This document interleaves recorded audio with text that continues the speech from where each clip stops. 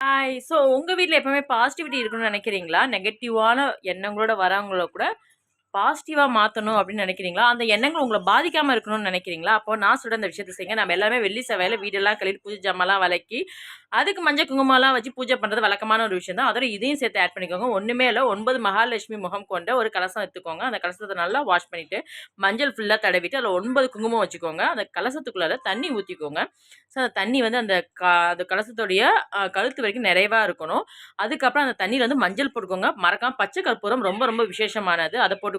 அப்புறம் ஒரு கிராம்பு போட்டுக்கோங்க. அதோட ஒரு ஏலக்காவையும் போட்டுக்கோங்க. போட்டுட்டு அது மேல 9 மா இலை வச்சுக்கோங்க. நடுவுல வந்து வேப்பில வச்சுக்கோங்க. ஸோ இந்த தண்ணிய வந்து மகாலட்சுமி படத்துக்கு முன்னாடி நீங்க வச்சுருங்க. இல்ல அம்மன் படத்துக்கு முன்னாடி கூட வச்சுக்கோங்க.